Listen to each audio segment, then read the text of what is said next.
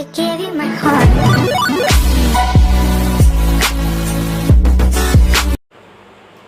प्यारे विद्यार्थियों, सुभाशीष, मैं शमशेर सिंह आज कक्षा 9 के इस वीडियो के साथ फिर उपस्थित।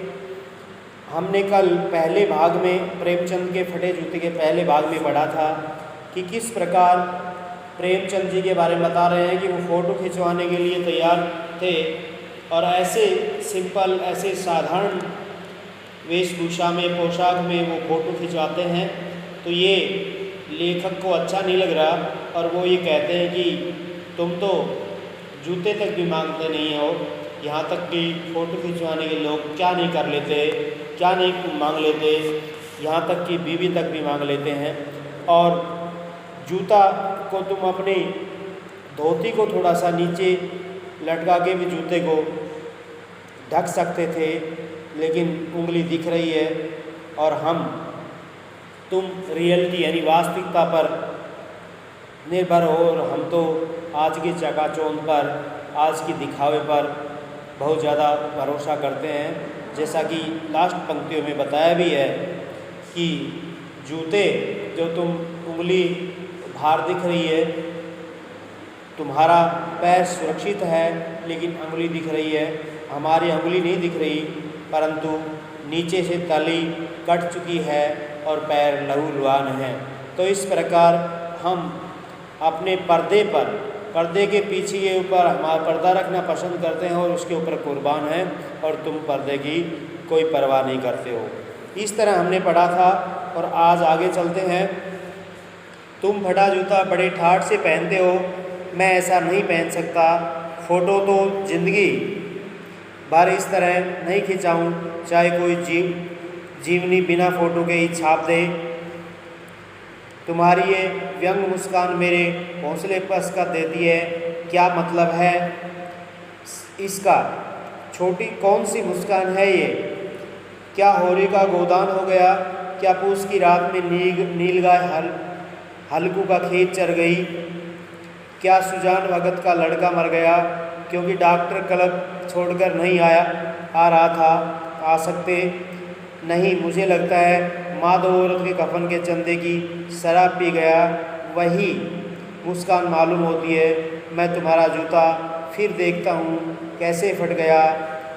यह मेरी जनता के लेखक क्या बहुत चक्कर काटते रहे, क्या बने के तगादे से बचने के लिए मील 2 मील का चक्कर लगाकर घर लौटते रहे। चक्कर लगाने से जूता फटता नहीं है, घिस जाता है। कुंभनदास का जूता भी फतेहपुर सीकरी आने जाने में घिस गया था, उसे बड़ा पछतावा। उसने कहा आवत जात पर नैया घिस गई, बिसर गयो हरिनाम। इस प्रकार और ऐसे बुलाकर देने वालों के लिए कहा था, जिनके देख दुख उपजत हैं तिनको करबो परे सलाम। देख चलने से जूता घिसता है, फटता नहीं। तुम्हारा जूता कैसे फट गया? मुझे लगता है कि तुम किसी शक चीज़ को ठोकर मारते रहे हो, कोई चीज़ जो परत पर परत सदियों से जम गई है, उसे शायद तुम ठोकर मार कर अपना जूता फाड़ लिया। कोई टीला जो रास्ते पर खड़ा हो गया हो, उस पर तुमने अपना जूता आजमाया। तुम उसे बचाकर उसके बगल में से भी तो निकल सकते थे। टीलों से समझौता भी हो जाता है यदि सभी नदियां पहाड़ थोड़े ही फोड़ती हैं, कोई रास्ता बदलकर घूमकर भी चली जाती है। तुम समझौता कर नहीं सके, क्या तुम्हारी भी वही कमजोरी थी जो होरी को ले डूबी? वही नेम धर्म वाली कमजोरी। नेम धर्म उसकी भी जंजीरें थी, मगर तुम जिस तरह मुस्कुरा रहे हो उससे लगता है कि शायद नेम धर्म तुम्हारा बंधन नहीं था, तुम्हारी मुक्ति थी। तुम्हारी ये पाँव की उंगली मुझे संकेत करती सी लगती है, जिसे तुम घृणित समझते हो उसकी तरफ हाथ से की नहीं, पाँव की उंगली से इशारा करते हो।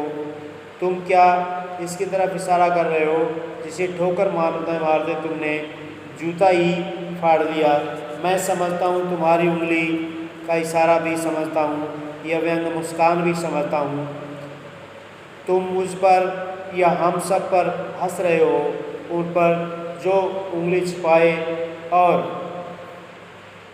तलवा घिसाए चल रहे थे, उन पर भी टीले को बरका कर बाजू से निकल रहे हैं।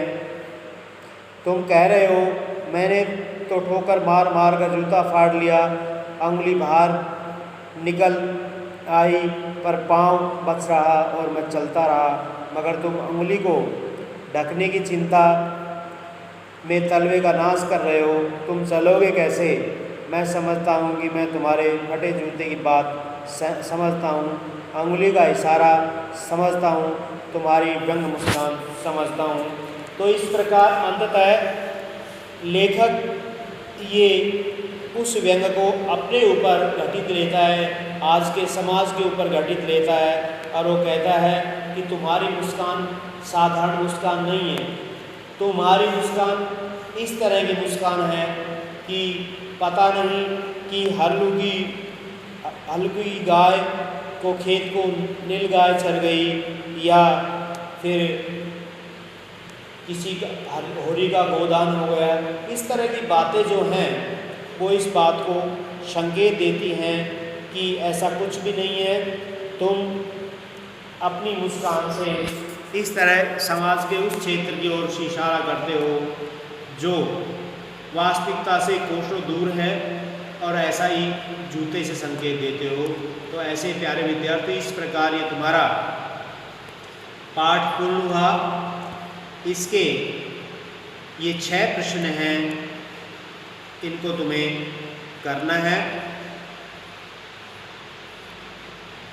बड़े आराम से इसको रोक रोक के देख लेना स्क्रीन को, जिससे आसानी से इन प्रश्नों को तुम कर लोगे। और किसी तरह का अगर कोई दिक्कत आए, कोई परेशानी आए, कुछ समझ में न आए तो मैं बैठा ही हूँ, मुझसे पूछ लेना। और करना सभी है, अनिवार्य है। धन्यवाद।